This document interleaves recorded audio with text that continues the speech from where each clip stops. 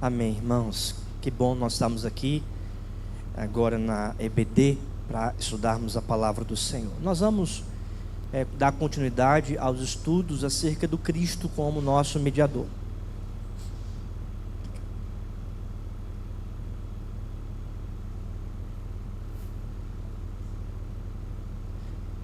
Veja para mim, por favor, Aldo. Certo? É um estudo, irmãos, baseado em nossa confissão de fé, que trata da mediação de Cristo, né? Foi? Obrigado, Aldo. Pronto. Então vamos abrir a nossa Bíblia, irmãos, na carta do apóstolo Paulo aos Gálatas.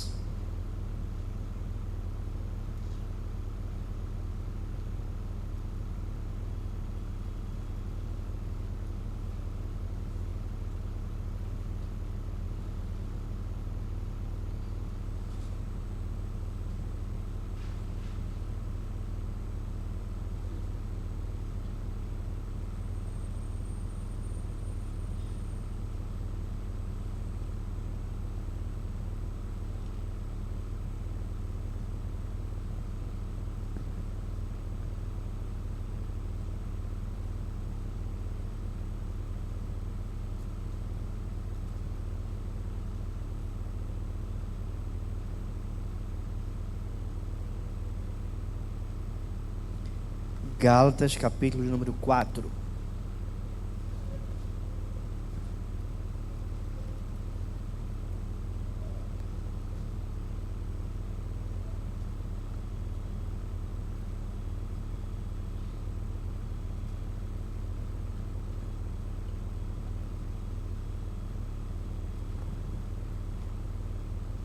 Gálatas 4, irei ler a partir do versículo 1. Todos encontraram? Assim diz a palavra de Deus: digo, pois, que durante o tempo em que o herdeiro é menor, em nada difere de escravo, posto que é ele senhor de tudo, mas está sob tutores e curadores até ao tempo pré-determinado pelo Pai. Assim também nós, quando éramos menores, estávamos servilmente sujeitos aos rudimentos do mundo. Vindo, porém, à plenitude do tempo, Deus enviou seu Filho, nascido de mulher, nascido sob a lei, para resgatar os que estavam sob a lei, a fim de que recebêssemos a adoção de filhos. E porque vós sois filhos, enviou Deus ao nosso coração o Espírito do seu Filho, que clama: Abba, Pai. De sorte que já não és escravo, porém filho, e sendo filho também herdeiro por Deus. Vamos orar? Senhor Deus, nós lemos a Tua palavra, nos instrui, ó Deus, de acordo com a Tua doutrina, alegra o nosso coração, abre os nossos olhos, nos dá entendimento para termos firmeza doutrinária, teológica, a fim de vivermos, ó Deus, a Tua vontade. Nós te pedimos isso, em nome do Senhor Jesus. Amém. Queridos, o apóstolo Paulo, tratando sobre a suficiência da pessoa e da obra de Cristo, aqui nesse texto, ele trata sobre a filiação que nós recebemos em Cristo. Ele diz que no tempo certo, na plenitude do tempo, então Cristo veio. Versículo 4, vamos ler juntos? Vindo, porém, à plenitude do tempo, Deus enviou seu Filho, nascido de mulher, nascido sob a lei. Então, no tempo certo, na plenitude do tempo, Deus enviou seu Filho, Jesus, nascido de mulher, nascido sob a lei, ou seja, homem, Deus encarnado, mas também homem. E aí nós já vimos das duas naturezas de Jesus. Ele é verdadeiramente Deus e verdadeiramente homem.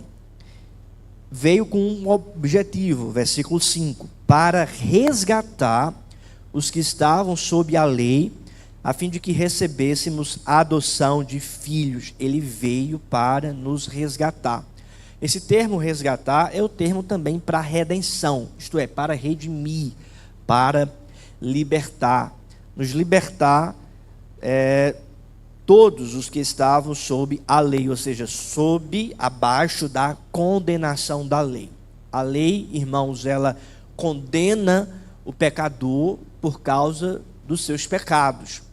A lei é justa, a lei é perfeita.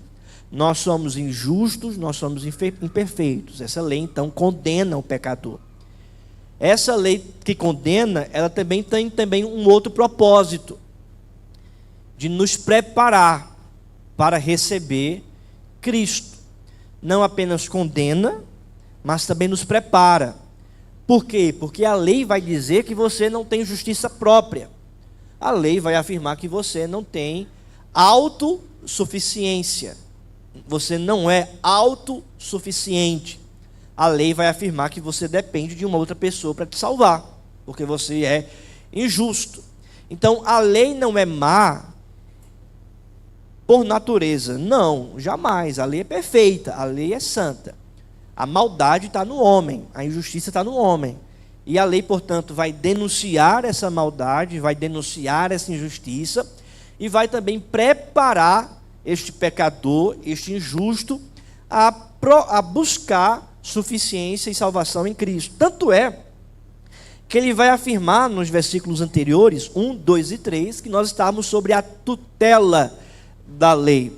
Perceba especificamente aí o que diz o versículo 1.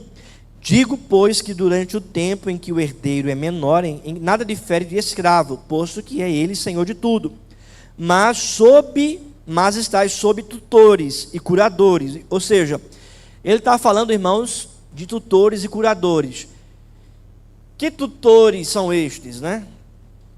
Que curadores Paulo aqui se refere? Paulo está se referindo à lei. Até o tempo predeterminado pelo Pai. Ou seja, existe um tutor que cuidava do povo até o tempo predeterminado pelo Pai em que Jesus veio. Versículo 3. Assim também nós, irmãos, quando éramos menores, estávamos servilmente sujeitos aos rudimentos do mundo. Isto é, estávamos, irmãos, sujeitos a esse mundo, debaixo da tutela da lei. Perceba o que diz o versículo 23 do capítulo 3. Mas, antes que viesse a fé, estávamos sob a tutela da lei, e nela encerrados, né, para essa fé que de futuro haveria de revelar-se. Versículo 24, vamos ler juntos.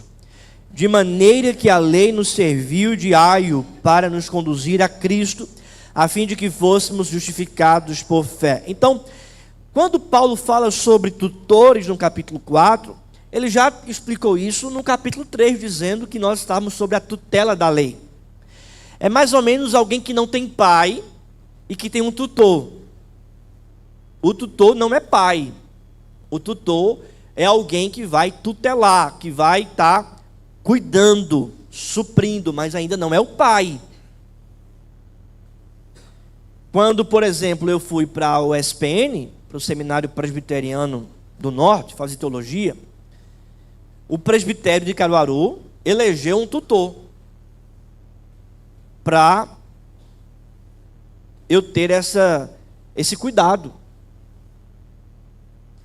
E aí o presbitério elegeu o pastor Calvino, na época pastor da primeira igreja presbiteriana aqui de Caruaru.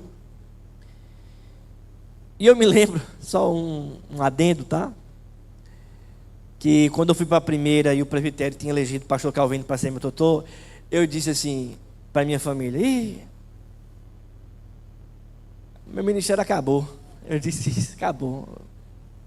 Porque eu tinha a ideia de que o pastor Calvino era uma pessoa muito rude, não é? Difícil, não dava oportunidade para pregar, né? Aí eu disse: nem adianta vocês comprarem terno para mim, porque eu não vou mais pregar. Acabou, acabou tudo aqui.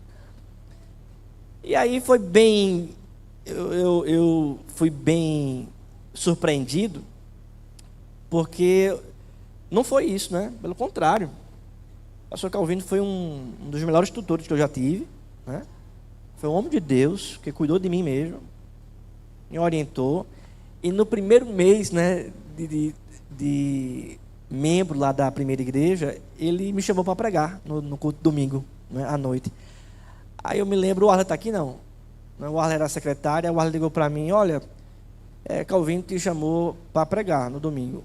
Aí eu disse, eu? Tem certeza? Né? Eu mesmo seminarista, né? Aí foi, é você.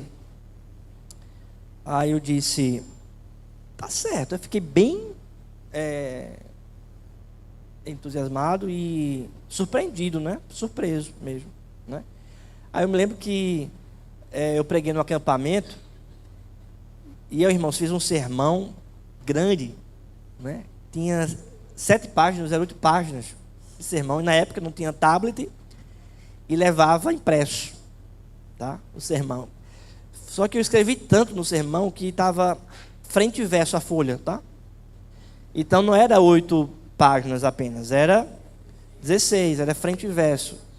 Né? E eu fui pregar, era uma das primeiras pregações, acho que foi a primeira pregação na primeira, né? E era um acampamento. Isso foi antes. Não foi a primeira, não, foi depois. A primeira foi realmente no domingo lá. Mas aí eu me preparei e fui pregar. Era tanta folha, eu botei assim as folhas, né? Só que eu escrevi, né? Eu fiz o sermão, estava tudo aqui na mente, né? Mas eu estava dependendo muito do papel.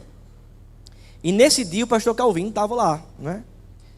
E aí, irmãos, numa pregação, como eu comecei a pregar, deu um vento. Foi. Deu um vento. O primeiro sermão da pessoa, né, que o pastor, que é o tutor, que é quem pede a ordinação, né, o tutor, está lá lhe avaliando. Aí você prega, prepara um sermão, 8 páginas, frente e verso. Aí no acampamento vem um vento, meu amigo, as folhas foram parar na piscina. Voaram mesmo, que era o salão do templo era próximo ali da piscina e tal. Olhei assim, meu Deus, e agora? Aí eu sei que o pastor Calvino se levantou, foi atrás das folhas para pegar as folhas. Aí juntou as folhas todas e me entregou. Aí Tiago, meu irmão, né, depois me falou, bicho, o pastor Calvino fez tudo isso, tu nem agradece. E eu lá tenso, né, sem falar nada. Só que quando ele me entregou, estava tudo misturado. Imagina organizar 8 folhas, que está frente e verso, eu não grampeei nada, estava. Olha, coisa de seminarista, não é? E aí não tinha mais como organizar na hora. Onde é que eu estava? Onde é que eu parei? Mas como eu estava na mente, né, foi eu que tinha feito, tinha estudado, aí eu dei continuidade sem depender mais daquelas folhas. Daí em diante, às vezes eu fico pensando muito sobre isso, de não ficar dependendo do papel muito, né? Aprendi um pouco dessa lição. Mas vamos voltar, porque o texto aqui, eu não sei por que eu entrei nesse assunto, né? Lembrei, o tutor, certo? Pastor Calvino foi meu tutor. Então, irmãos, antes de Cristo, a lei tinha esse papel de tutoria. E o texto diz no versículo 24 que ela serviu para nos conduzir a Cristo. Os puritanos chamavam de graça primária. Por quê? Porque a graça primária, ela nos prepara para receber a verdadeira graça. Essa graça primária, os puritanos diziam que é a lei, porque a lei já vai preparar o pecador para dizer para o pecador, você não é justo, você depende de Cristo, então a lei vai conduzir a Cristo. Então, chega a plenitude do tempo, chega Jesus Cristo e Ele nos resgata. Nós não estamos agora mais debaixo de tutores da lei, mas estamos debaixo do cuidado do Pai. Versículo 6. E porque vós sois filhos, ou melhor, 5, né? A fim de que recebêssemos a adoção de filhos. E porque vós sois filhos, enviou Deus ao nosso coração o Espírito do seu Filho, que clama, Abba, Pai. De sorte que já não és escravo, porém filho, e sendo filho também herdeiro por Deus. Ou seja, Em Cristo, então, pela mediação de Cristo, nós recebemos essa adoção. Nos tornamos filhos de Deus. Todos aqueles que creem. E aqui é um ponto importante, irmãos. Já viram essa história que o povo diz assim: ah, todo mundo é filho de Deus? Isso é uma mentira. Porque filho de Deus é somente aquele que crê em Jesus. João capítulo 1. Veio para os que eram seus, e os seus não receberam, mas a todos aqueles que receberam, deu-lhes o poder de serem feitos filhos de Deus, a saber, os que creem em seu nome. Então, filho de Deus é aquele que crê. E o texto, portanto, diz que ele nos resgatou, a fim de que recebêssemos a adoção de filhos.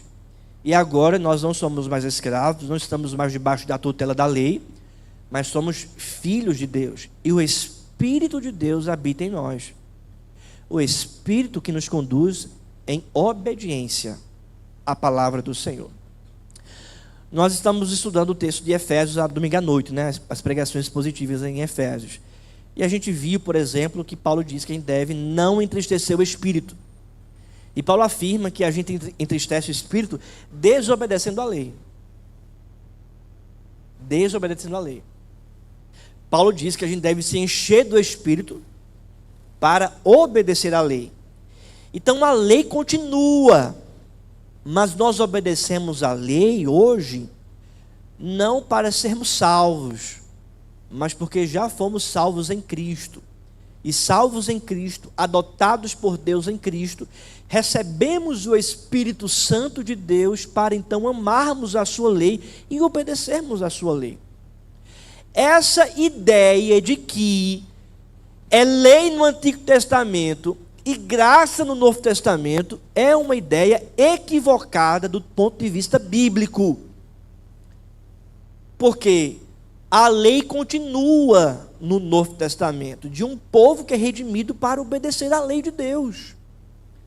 Como também a graça existe no Antigo Testamento, de um Deus que é gracioso para realizar o pacto, para fazer a aliança com Adão e Eva, de um Deus que é gracioso, que não mata imediatamente Adão e Eva por causa do pecado, mas preserva Adão e Eva e abençoa com uma promessa, dizendo que o descendente vai pisar na cabeça da serpente. Eles fazem roupas, né, inadequadas, e o Senhor Jesus faz uma roupa adequada para eles. Ou seja, é um Deus gracioso que vai atrás do povo. Ele foi atrás de Adão e disse para Adão: Adão, onde você está? Onde você está? Então, irmãos, é graça do começo ao fim, e também é lei do começo ao fim. A grande mudança está na nossa relação com a lei e com a graça. Porque anteriormente a nossa relação com a lei era uma relação que nos condenava. A lei nos condena e nos prepara para Cristo. Recebemos a Cristo e Cristo então nos leva de volta para a lei. Para quê? Para em Cristo e no poder do Espírito obedecermos à lei de Deus. Amém? Obedecermos à lei de Deus. Então a lei continua, tá? Para a gente obedecer. Essa ideia que não existe lei no Novo Testamento é uma ideia de neoliberais, né, que promovem uma graça barata, conforme disse Dietrich Bonhoeffer, que diz que você pode viver de qualquer jeito. E não é isso que Deus diz. Jesus fala para a mulher adúltera, né, vai e não peques mais. Então existe uma lei, existe pecado, existe transgressão que a gente deve obedecer. Amém, irmãos? O texto, portanto, trata do Cristo ainda como mediador, e a gente vai para a sexta parte. Eu queria ler com vocês, então, a nossa confissão de fé do Westminster, ainda no capítulo 8, que trata do Cristo mediador. E eu vou ler as seções, né? A sexta, a sétima e a oitava, tá bom? A sexta diz o seguinte: perceba, ainda que a obra da redenção não foi realmente cumprida por Cristo, senão depois da sua encarnação, contudo, a virtude, a eficácia e os benefícios dela em todas as épocas, sucessivamente desde o princípio do mundo, foram comunicados aos eleitos naquelas promessas, tipos e sacrifícios, pelos quais ele foi revelado e significado como a semente da mulher que devia esmagar a cabeça da serpente, como o cordeiro morto desde o princípio do mundo, sendo o mesmo ontem, hoje e para sempre. Vamos abrir a nossa Bíblia rapidamente em Gênesis, capítulo 3.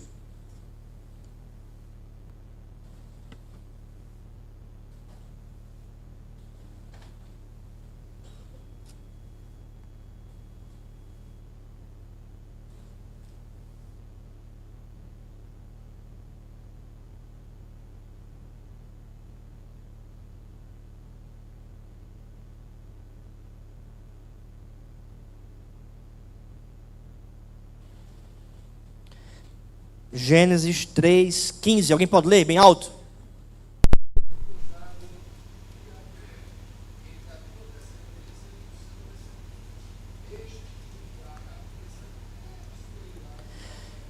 Quem vai ferir a cabeça da serpente? O Messias, o descendente da mulher.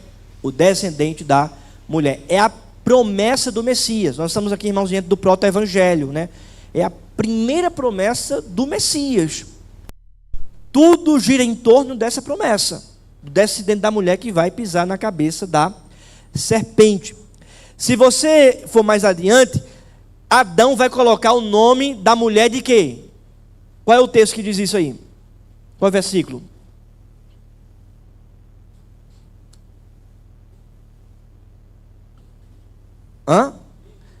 Lê bem alto aí pra gente.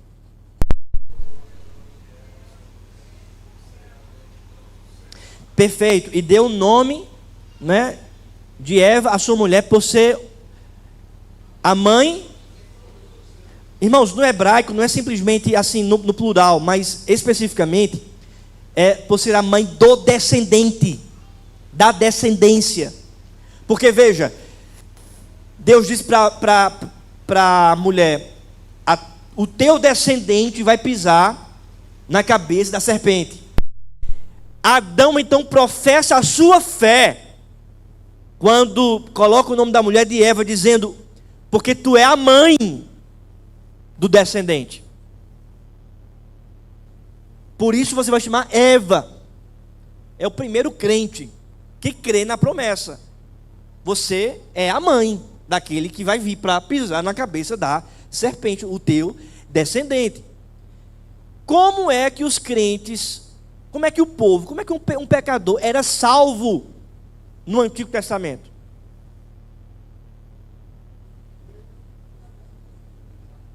Pela fé, crendo nessa promessa, no Messias que viria, no Cristo que foi prometido, que pisaria na cabeça da serpente. Mais adiante, no Antigo Testamento, essa promessa vai ganhar mais carne. Essa revelação da promessa vai ganhar mais conteúdo. Depois chega o Cordeiro, que limpa o pecado do povo.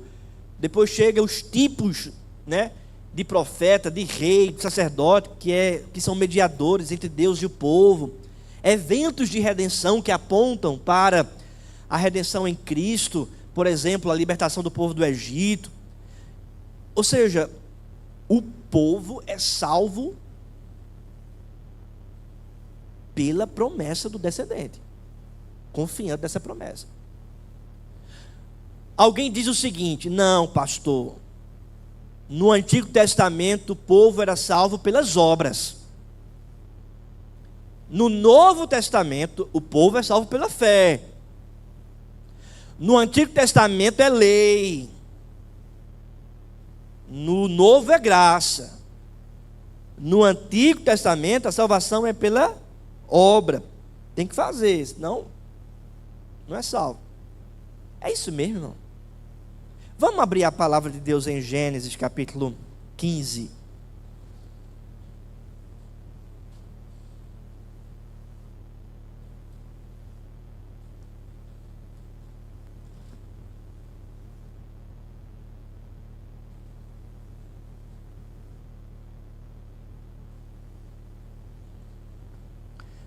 Vamos ler o versículo 6. Gênesis 15, 6. Vamos lá? Ele creu no Senhor e isso lhe foi imputado para a justiça. Quem creu? Ele foi justificado, ele recebeu a justiça, imputado, ou seja, foi creditado justiça sobre a sua vida, por meio da fé. A salvação, a justificação, não é pela obra, sempre foi pela fé. Fé em Deus, na promessa do Messias que viria, na palavra de Deus. Paulo vai interpretar esse texto. Abra a sua Bíblia em Romanos capítulo 4.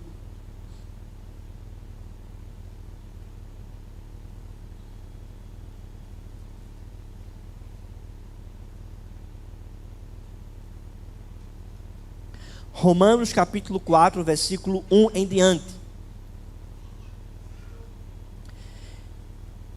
Que, pois, diremos ter alcançado Abraão, nosso pai segundo a carne? Porque se Abraão foi justificado por obras, tem de que se gloriar, porém não diante de Deus. Versículo 3. Pois que diz a Escritura: Abraão creu em Deus, e isso lhe foi imputado para justiça.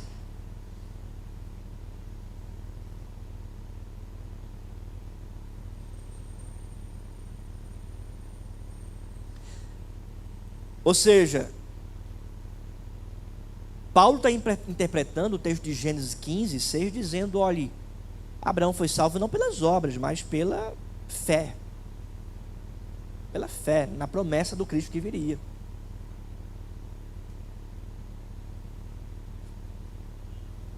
O que me chama a atenção é que no capítulo 17 de Gênesis, Deus institui a circuncisão, que é um sinal e selo da aliança de Deus com o povo.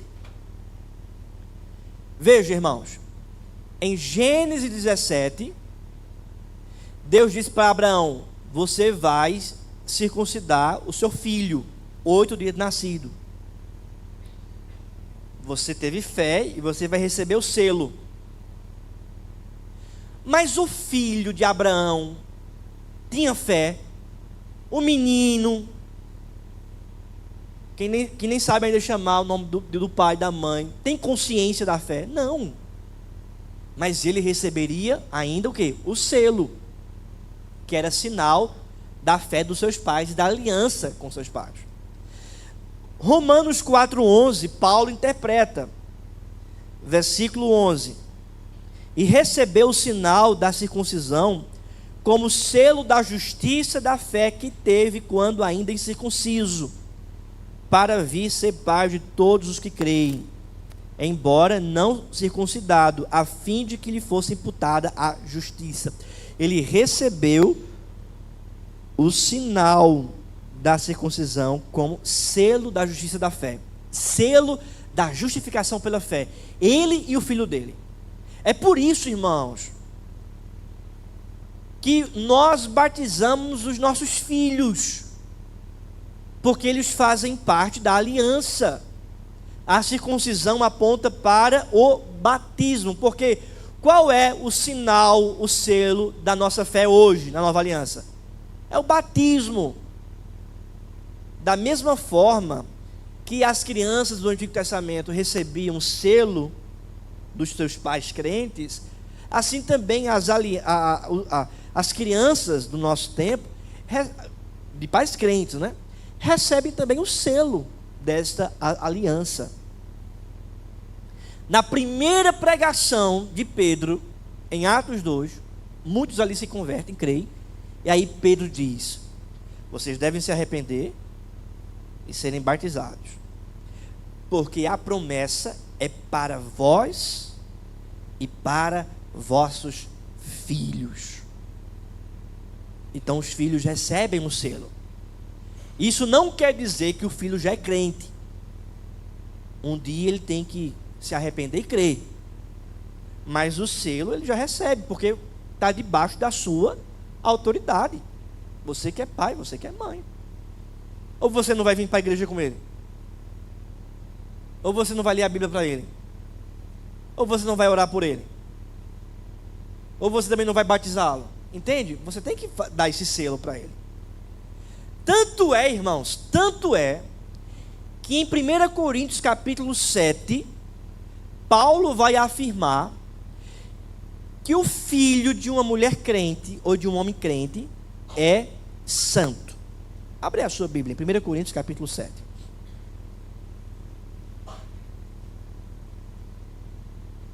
Primeiro Coríntios capítulo 7, versículo 14. Porque o marido incrédulo é santificado no convívio da esposa, e a esposa incrédula é santificada no convívio do marido crente. Doutra sorte, os vossos filhos seriam impuros, porém agora são santos. Ou seja, eles são separados, porque a palavra santo é separado do mundo. Eles vão vir para a igreja, vão orar, vão buscar a Deus e recebem o selo desta aliança. Irmãos, nós atentamos então para a palavra de Deus, porque isso é notório. No próximo domingo, à noite, nós estaremos recebendo os irmãos que participaram do discipulado. Vai ter muitos batismos aqui, né, de adultos. E as crianças, os filhos dos crentes, alguns, né, serão também apresentados. Todos, na verdade, né, as crianças serão apresentadas diante do Senhor. Nós não cremos como a igreja católica crê, que o batismo regenera, salva, nada disso.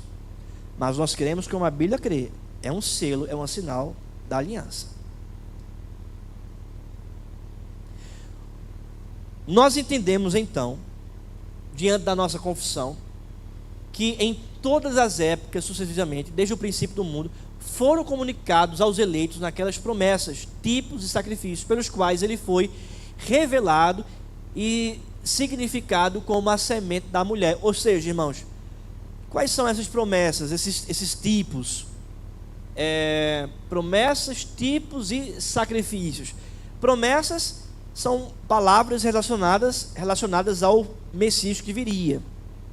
Os tipos, irmãos, se referem a certos eventos e especificamente personagens que apontam para o Messias que viria. Por exemplo, Davi. A primeira menção, né, ou melhor, o primeiro episódio relacionado a Davi, um dos primeiros, né, é quando Davi fica indignado diante do filisteu que está zombando do povo de Deus. Quem lembra do nome do filisteu? Golias. E diz então que Davi vai contra Golias. Então ele, com a pedra, ele arremessa e bate em Golias, e Golias cai. Só que Davi é quem? Ou melhor, Davi é um personagem que está representando quem? Cristo. É ungido por Samuel, recebe o ofício de rei, é um tipo de Cristo, aponta para Cristo. Aí tem gente que diz, está vendo aí, você tem que derrotar o gigante da vida.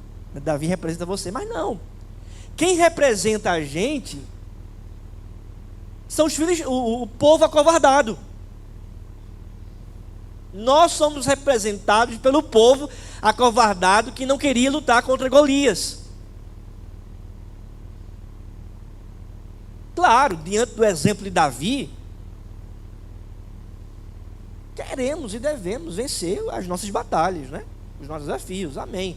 Entretanto, nós precisamos entender, sobretudo, que Davi está apontando não é para mim não, para Cristo. E a linguagem é que então, quando Golias cai no chão, o que é que Davi faz? Davi vai lá, pega a espada e faz o quê? Arranca a cabeça. A promessa do descendente da mulher em Gênesis 3,15 é que o descendente pisaria aonde? Na cabeça. E Davi vai dar logo um golpe aonde? Na cabeça, irmãos. É o progresso da revelação. E os tipos do Antigo Testamento apontando para Cristo. Aí vem Jesus, é crucificado, e Paulo diz em Colossenses, na cruz do Calvário, ele triunfou sobre principados e potestades, pisando, de fato, na cabeça da serpente. Ele foi crucificado, a serpente atingiu seu calcanhar, mas ele venceu e pisou na cabeça da serpente. Então, irmãos, os eventos, são tipos, personagens são tipos, eventos de redenção, de libertação do Antigo Testamento apontam também para Cristo. E sacrifícios, aí é mais fácil, O cordeiro que era imolado pelo pecado do povo. Aí João Batista disse: eis o Cordeiro de Deus, apontando para Jesus que tira o pecado do mundo. Adiante, irmãos, Cristo na obra da mediação age de conformidade com as suas duas naturezas, fazendo cada natureza o que lhe é próprio.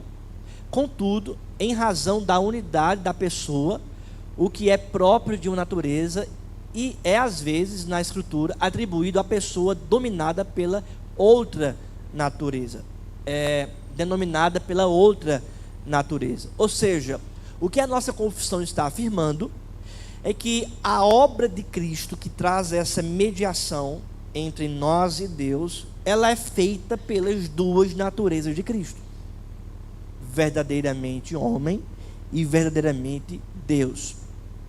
Verdadeiramente homem, como está descrito em Timóteo: há um só mediador entre Deus e os homens, Jesus Cristo, homem. Por que homem? Porque ele veio nos representar como homem. O primeiro Adão falhou na representação, mas o nosso segundo Adão, Jesus, acertou, foi obediente, perfeito. Ele é homem para nos representar, homem para sentir nossas dores, homem para receber o nosso pecado, mas também Deus para vencer a morte, mas também Deus para ressuscitar, mas também Deus para curar, libertar, mas também Deus para fazer prodígios, sinais, milagres. A mediação, portanto, de Cristo em nossa vida está ligada às duas naturezas do Senhor. Entretanto, nós não podemos separar. Aqui é Jesus homem, ali é Jesus Deus. Não, irmãos, são duas naturezas inseparáveis. É verdadeiramente Deus e homem ao mesmo tempo.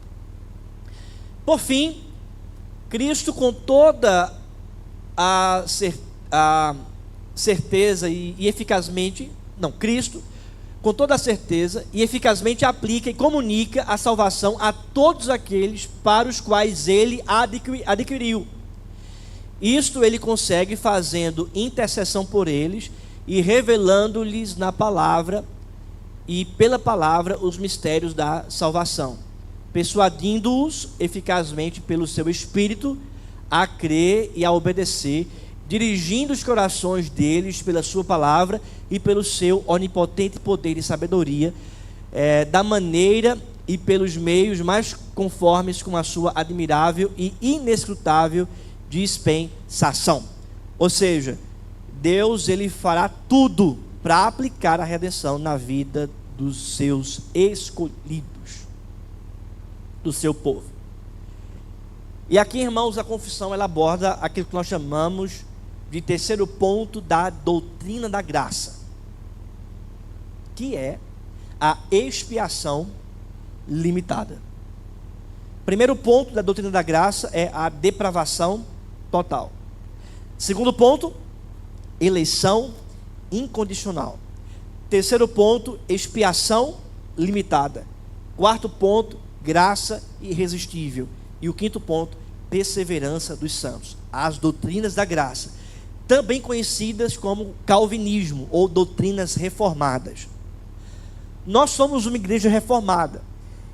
E um dos pontos desta doutrina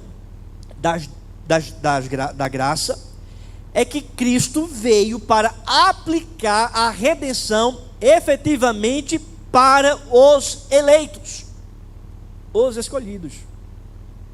É o que diz a nossa confissão também: a todos aqueles para os quais ele a adquiriu. A expiação significa aquilo que Cristo fez no Calvário, a sua morte.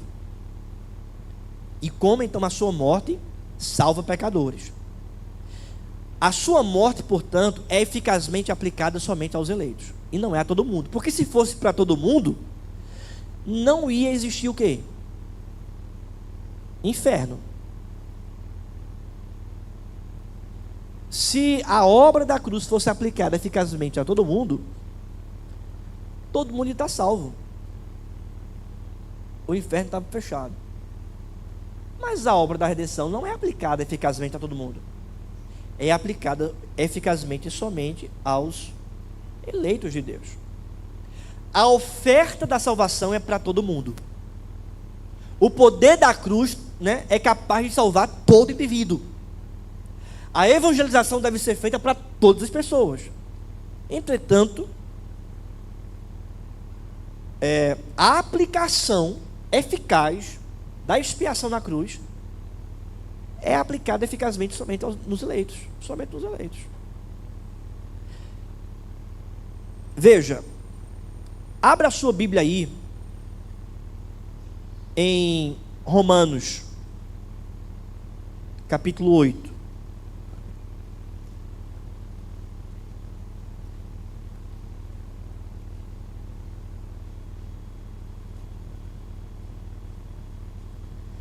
Vamos ler todos juntos o versículo 28, que é um texto que todo mundo gosta, né? Todos nós gostamos. Vamos lá? Sabemos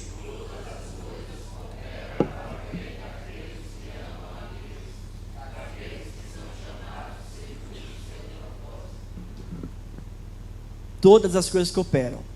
Mas vamos ver o contexto? Cooperam de que modo? Como? Está falando de quê? Versículo 29. A igreja pode ler.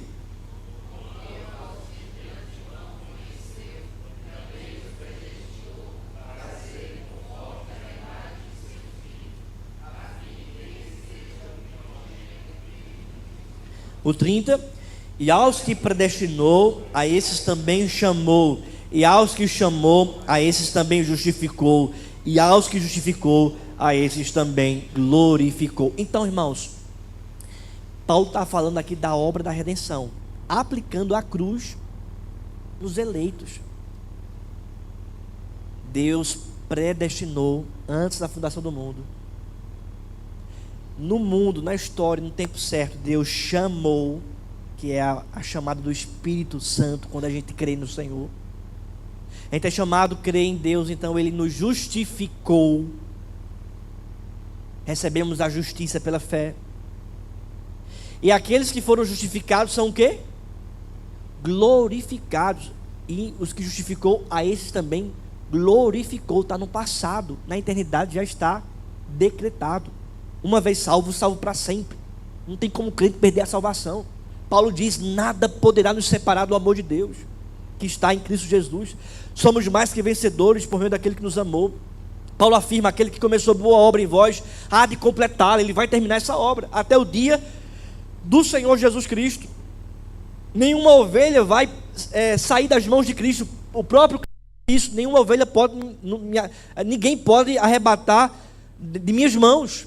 O próprio Cristo disse isso: ninguém, nem mesmo a morte pode nos separar de Cristo. Então, uma vez salvo, salvo para sempre. Aquele que foi justificado já está glorificado. É por isso que a gente pode pregar com esperança no céu. Se o céu fosse uma hipótese, ou talvez uma possibilidade, eu jamais iria pregar com certeza de novo céu e nova terra.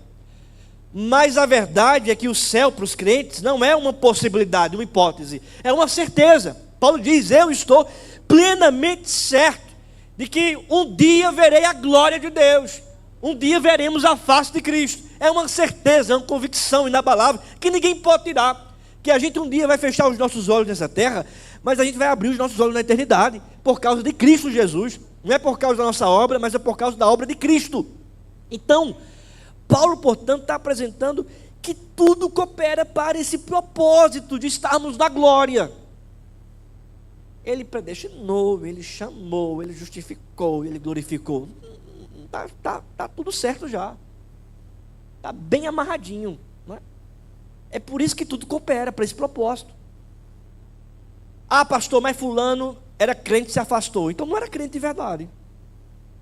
Porque se for crente de verdade, se for justificado mesmo de verdade, ele vai ser glorificado. Então um dia ele volta.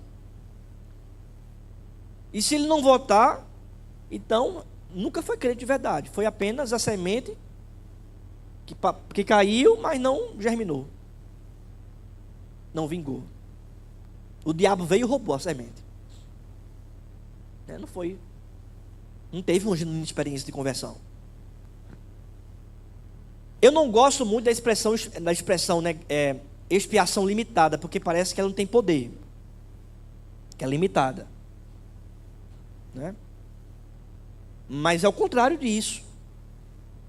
É limitado no sentido de que não é aplicado eficazmente a todo indivíduo da humanidade. É limitada porque é aplicada eficazmente somente nos eleitos. Quem limita o poder da expiação não são os reformados, são os arminianos. Porque os arminianos vão dizer, não, tem poder até certo ponto, depois é você decide. Né? Você decide. Então está limitando o poder. A expiação apenas oferece, se você quer ou não. Diferentemente da visão bíblica. A visão bíblica, ele começou, ele vai terminar, e ele vai aplicar. Porque o homem está morto. E por si só o homem não se chega a Deus, a não ser que o Espírito Santo aplique e regenere o coração deste morto. Perceba, irmãos. Ensinamentos. Primeiro, que os benefícios da expiação de Cristo foram aplicados aos eleitos em todas as épocas, embora não tenham sido realmente realizados até a encarnação. Então, a aplicação da expiação atinge também os eleitos do Antigo Testamento e também do Novo Testamento. Segundo, que esses benefícios foram aplicados antes da encarnação por meio de tipos e ordenanças diferentes daquelas do presente. Ou seja, os tipos, os sacrifícios, as cerimônias que apontavam para a expiação que aconteceria em Cristo na plenitude do tempo. Terceiro, que a obra mediadora de Cristo envolve ambas as naturezas simultaneamente. Ou seja, ele nos resgatou sendo Deus homem sendo homem e Deus ao mesmo tempo. Quarto, que Cristo efetivamente aplica a redenção àqueles para quem a comprou.